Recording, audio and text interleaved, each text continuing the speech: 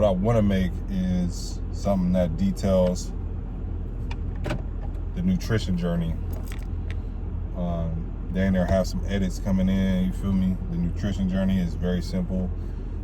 Pretty much all these different diets that reduce the consumption of meat over time, all the way until veganism, plant-based, and there's some study or some research that says that a high percent of vegans go back to meat. So one of my good friends, one of my homies, told me not to demonize meat. So it's really about creating balance. I'm not sure if my body need meat again. It's potential. The nutrition journey is less about the nutrition for me and more about the discipline.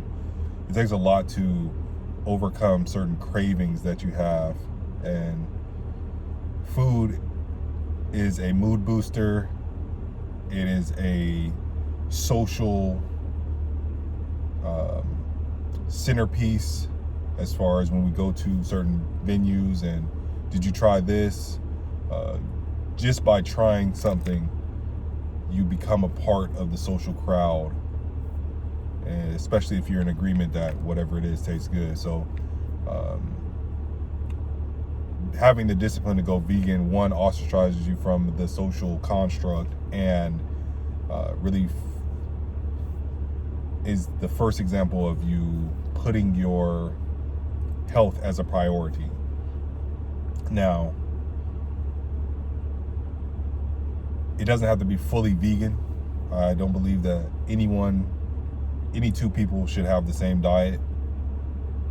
I don't believe any two people should have the same anything.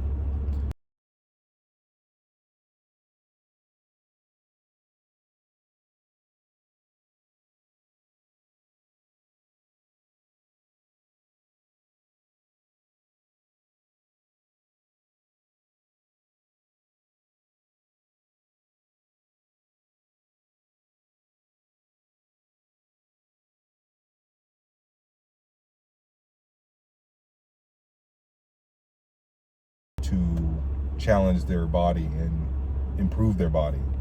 But ultimately, we're all trying to find the highest form of consumption for ourselves nutritionally, and trying different diets is the best, and sticking to them for months at a time to see how those nutrition styles change your body, your energy. That's what I would implore someone to do, or I would encourage someone to do. Just explore your body nutritionally. Second level, explore your body mentally.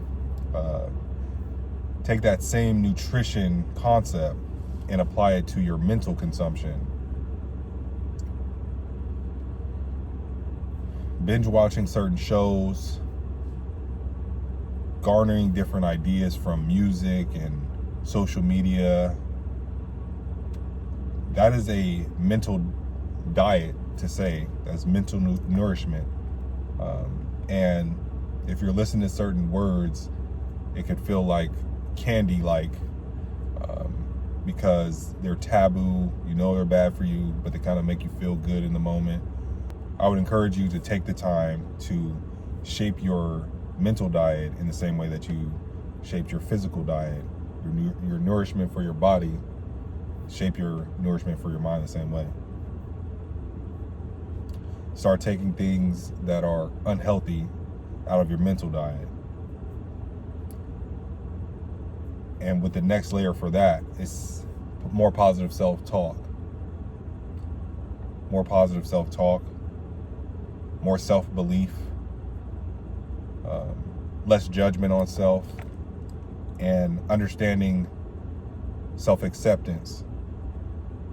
You are you for a reason. You have your desires for a reason, and it can only serve to show others what's possible and encourage people to be themselves. Two things, you radically being yourself in one totally different way can encourage someone to be their self. If you write a book on discipline, now I guess I'm talking to myself. If you write a book on discipline, then you will encourage someone to write their cookbook because you believe in your own purpose, your own quest, and just the empowerment that comes from self-belief, witnessing it in others, encourages someone. And we need to see that time and time again. We need to see it over and over to take courageous action. This person believed in themselves in a sport. This person believed in themselves singing. This person believed in themselves in their YouTube content. And I'm seeing all that, and I'm garnering that, hey, if they can believe in themselves, I can believe in myself. So that's the next level, is self-communication, improving your nutrition or your diet on how you communicate with yourself. All right. So the next level, which is still in that category of mental consumption, is getting rid of all the toxic taboo content. And this is specifically adult sites, specifically lustful content, and focusing on that because it's the most taboo, untalked about, and the most compelling. And I believe that it's the most compelling because we naturally have to reproduce in our society.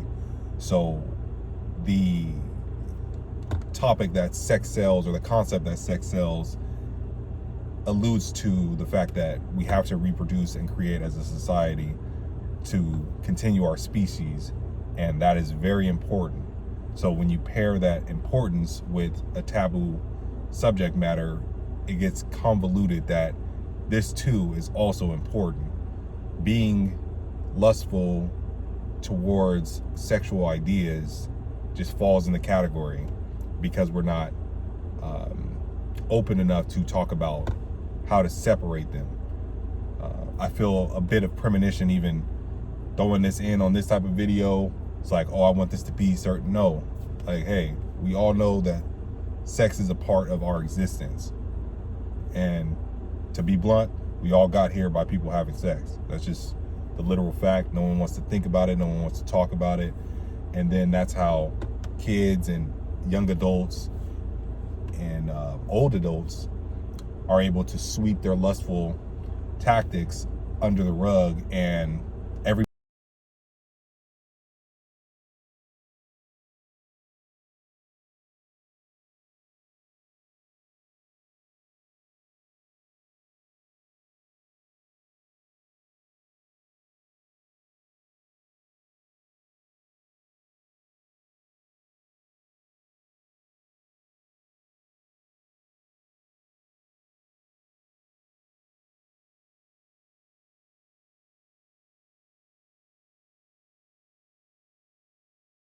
all type of lustful content in a linear path, just like I did with nutrition. Everything linear.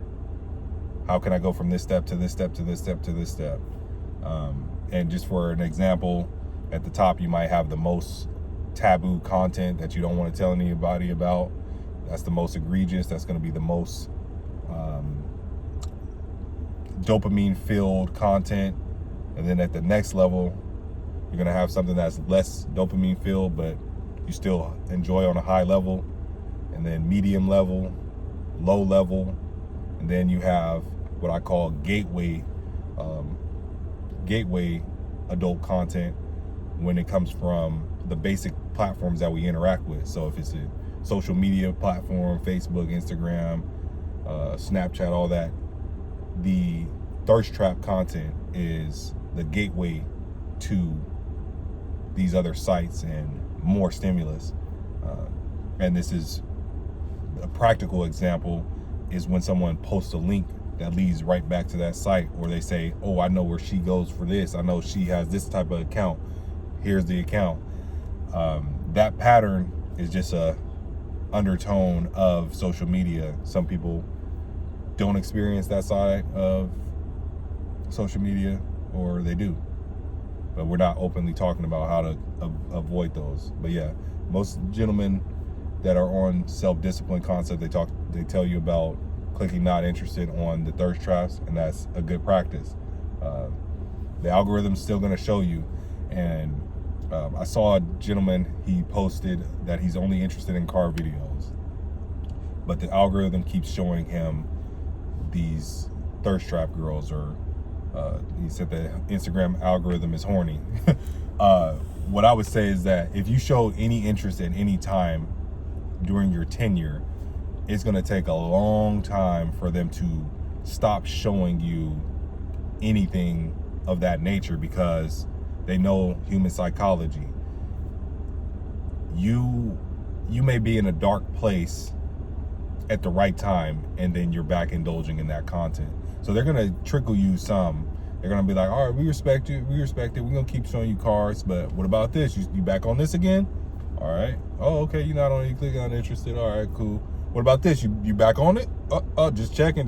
All right, I'm gonna give you 2 weeks, not showing you that content. What about now? But she bad though, come on, she thick. So this is what your algorithm is doing to you. But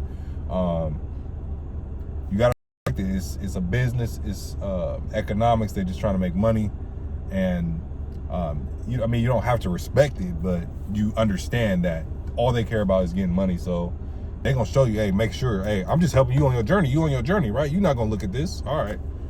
Yeah. So that, and you don't defeat yourself about that. You don't judge yourself about that. You just understand that that's the game we're playing, and really that's the game of life. Because life is a school of ideas. So anything you had to learn from, any lesson you had to learn, you're going to be tested on it. So if you had to learn to stop being lustful on Instagram, the algorithm is going to pop somebody up and say, hey, but ain't she bad though? The ecosystem of social media is going to test you and say, she's bad, she's thick, and here's her Instagram. Don't you want to go to that and check that out real quick? So it's all different types of games and tricks, and once you realize, like, man, this is just a pattern, and you learn how to shut off at the stimulus point, then you'll be good.